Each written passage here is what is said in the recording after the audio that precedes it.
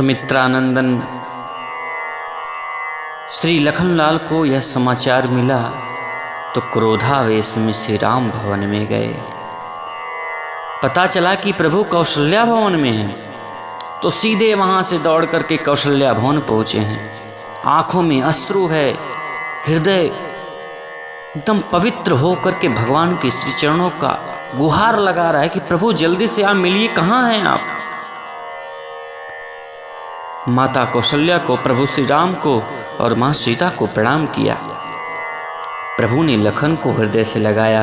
लखन कुछ बोले उसके पहले प्रभु ने कहना शुरू किया, लखन मैं जा रहा हूं वन में, सीता मेरे साथ चल रही है और यहां पर तुम पिताजी की सेवा करना है, माताओं की सेवा करना है तुम्हें।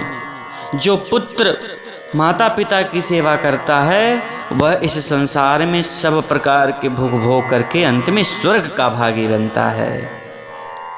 प्रभु श्री राम लखन को सीख देने लगे। तब लखन बोले, प्रभु यह सब सीख उन्हें दीजिए जो यहां रहने वाला हो, तब तो कुछ लाभ है। मैं तो यहां रहने वाला नहीं हूं, मैं तो आपके साथ चलने वाला हूं, मैं बिना आपके नहीं रह सकता है। आपने बोला स्वर्ग का सुख, मुझे स्वर्ग की संपत्ति नहीं चाहिए, मुझे तो आप चाहिए। आप जहां रहेंगे हम वहीं रहेंगे। आप कह रहे हैं कि माता पिता की सेवा ही परम धर्म है, तो मैंने तो आप दोनों को ही माता पिता माना है। आपके अतिरिक्त मेरा कोई है भी नहीं, मैं अन्य किसी को नहीं जानता। माता रामो मत पिता रामचंद्र, स्वामी रामो मत सखा रामचंद्र, सर्वस्व में रामचंद्रो दयालु, नान्यम जाने नैव जाने न जाने। मैं कुछ भी नहीं जानना चाहता। पुरुषार्थ क्या होता है, धर्म क्या होता है, स्वर्ग क्या होता है, पुण्य क्या होता है, मैं कुछ भी नहीं जानना चाहता। मैं सिर्फ ये जानता हूं कि आपके साथ मैं हूं, मैं आपके साथ। माता पिता की सेवा पुत्र का परम कर्तव्य है, इसलिए मैं आप दोनों की सेवा के लिए आपके साथ चल रहा हूं। लखन जी सीधी स्पष्ट बात करते हैं, अपनी बात कहने में किसी प्रकार का संकोच नहीं करते हैं।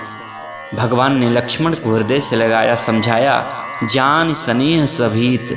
लखन के स्नेह को जानते हैं भगवान श्री राम, लेकिन कहा सभीत क्यों? क्योंकि प्रभु लखन के स्नेह को जानते हैं। वे जानते हैं कि यदि मैंने इसे साथ चलने से मना कर दिया तो कुछ गलत करना बैठे, कहीं सरयू के जल में समाधि ना ले ले, इसलिए प्रभु सभीत हैं। तो प्रभु बोले, ठीक है लखन, लेकिन मांगो विदा मातु सनिजाई, मां सुमित्रा की अनुमति और आशीर्वाद ले लो तो चलें। लखन जी प्रभु की आज्ञा लेकर के सुमित्रा भवन में गए हैं। वहां माता सुमित्रा भी राजमहल को सुशोभित करके बिल्कुल तैयार बैठी हुई हैं। जैसे ही लखन जी आए, माँ को नमस्कार किया तो माँ ने प्रसन्नता पूर्वक आशीर्वाद दिया। लेकिन लखन को उदास देख करके पूछे, माँ तुम मलिन मन देखी। माता सुमित्रा ने पूछा, पुत्र तुम्हारे उदासी का क्या कारण है? लखन जी ने सब कथा विस्तार से सुनाई और यह सुनकर के सुमित्रा जी की आंखों में अश्रुपात होने लगा। गई सहम सुनि बचन कठोरा, जैसे मृगी वन में लगी हुई आग को देख करके सहम जाती है, वैसे ही मां सुमित्रा इन कठोर वचनों को सुन करके सहम गई। लेकिन कुछ समय जान करके मां सुमित्रा ने धैर्य धारण किया। मृदुवाणी में लखन जी से कहा कि तात तुम्हार मात वैदेही और पिता राम सब भांति से नहीं।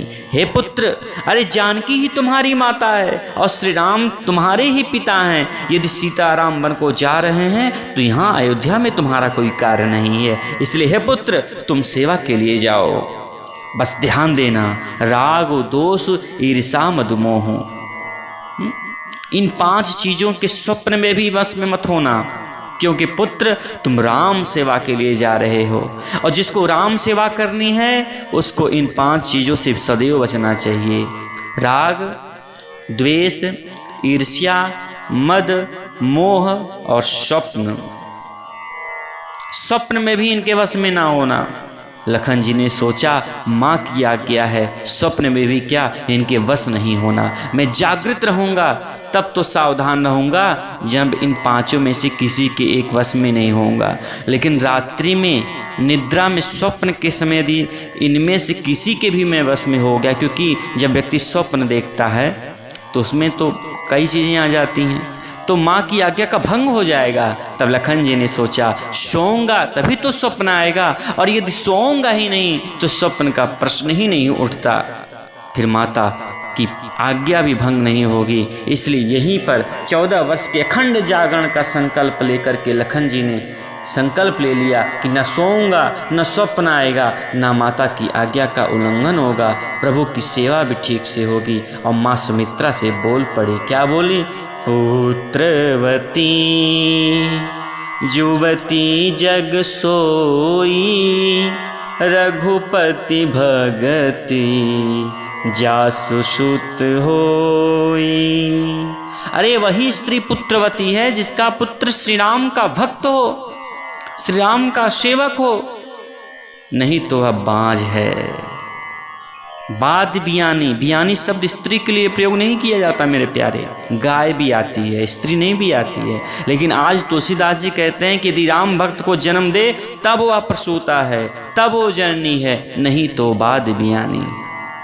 जाओ पुत्र याद रखो, अवध तहाँ जहाँ राम निवासु। अयोध्या वही है जहाँ राम बसते हैं। यदि राम जा रहे हैं तो यह अवध सब अवध नहीं रहेगा। अवध तो वहाँ है जहाँ श्री राम होते हैं। जो कुछ हुआ है उसके लिए किसी को दोष मत देना। मैं तो यही कहूँगी, यह सब तुम्हारे कारण हुआ है। लखन जी ने जब ये बात सुना तो आश्चर्य हो गए। बोले, मेरे कारण माँ?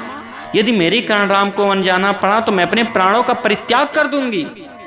माता सुमित्रा ने कहा, पुत्र तुम्हारे ही भाग राम बन जाएं। तुम्हारे लिए ही राम वन में जा रहे हैं, क्योंकि राम बन जा रहे हैं तो निश्चरों का नाश होगा, पृथ्वी के भार को हरेंगे, और पृथ्वी का जब भार जब दूर करेंगे तो राम तो अंततः बोझ तो तुम्हारे सिर से ही तो कम होगा ना। तुम शेष हो, पृथ्वी को तुमने अपने शीश पर धारण किया हुआ है, तो बोझ तो तुम्हारे शीश का ही तो कम होगा ना।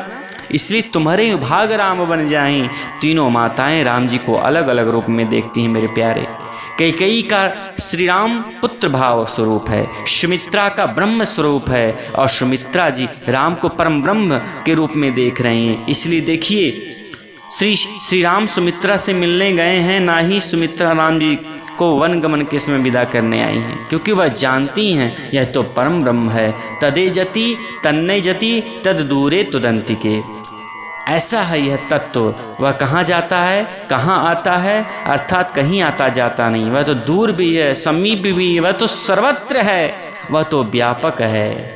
माता सुमित्रा सब जानती हैं, इसलिए कह रही हैं तू शेष है, श्री राम परम ब्रह्म हैं। वे वन जा रहे हैं तो निश्चरों का नाश करेंगे, पृथ्वी के भार को हरेंगे, और अंत में तेरे शीश का ही तो कम बोझ होगा। तुम्हारे विभाग राम बन जाही, इसलिए किसी को दोष मत देना।